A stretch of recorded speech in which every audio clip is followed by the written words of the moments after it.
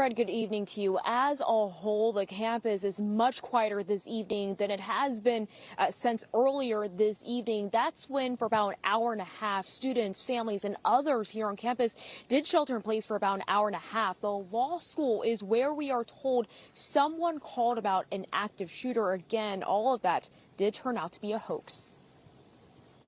From Skyforce 10, you can see police swarming Villanova's campus Thursday, going into buildings searching. This after an anonymous report of an active shooter at the law school. I'm still feeling like the aftermath, like the anxiety. Julia, an incoming freshman, just moved in this week. She was with her father on campus Thursday. We were in Mental Hall and we were walking past and we were just told, come inside, there's an active shooter. An alert for an active shooter was issued by the university just after 4:30 Thursday. This was after Delaware County's Department of Emergency Services got a call about shots fired from a man with an AR-15 style rifle, which later turned out to be erroneous.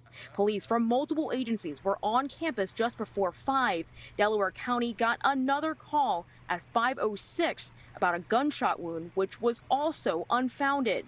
Campus was given the all clear, and the shelter in place was lifted by 6:32. We're able to determine that there was no shooter here, that nobody has reported shots fired, there's no victim, and we believe it was a hoax. Delaware County DA Jack Stolzheimer says his office is working with law enforcement to try and trace where that 911 call came from. There's ways you can disguise where calls come from. The technology, as we all know, allows you to do certain things. I can't get into more detail than that at this point because it's obviously an active investigation, but our intention is to try to hold whoever did this accountable. The message tonight for that person: we're coming to get you. Families that experienced this Thursday say there is a sense of relief. I was just keeping everyone safe and away from harm, so that was my main goal. Now, the university president says officers from Villanova, as well as the local police departments, will be on campus tonight if anyone needs assistance. Reporting live from Villanova University, Lili Zheng, NBC 10 News.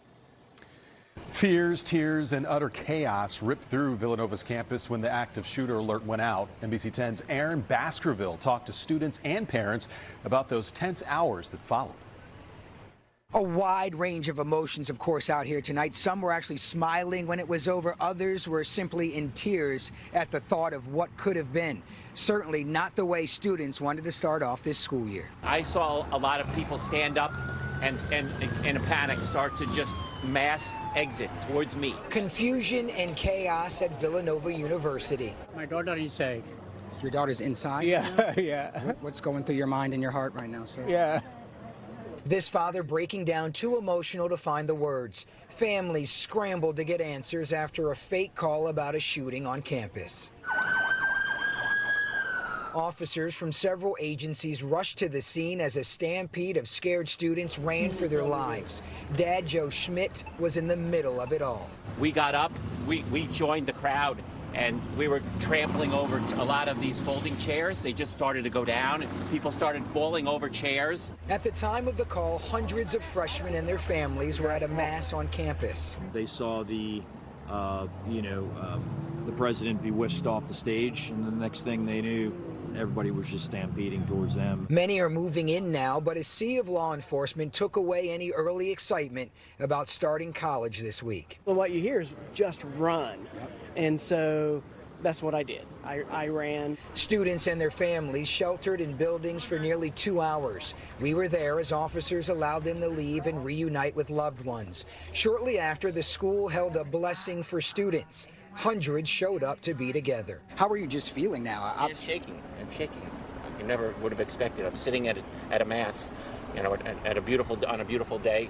We had a great experience here, and it turned into a bit of a nightmare.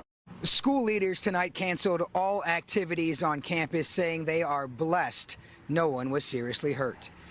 At Villanova, Aaron Baskerville, NBC 10 News.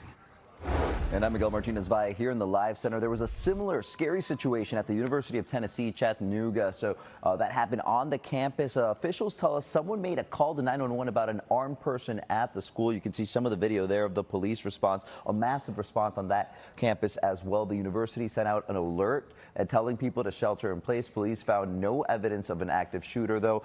Police and FBI, they were trying to track down the person who made the call. We know that the students were evacuated, but eventually when they found no threat, they were allowed back on to campus. Back to you, Fred.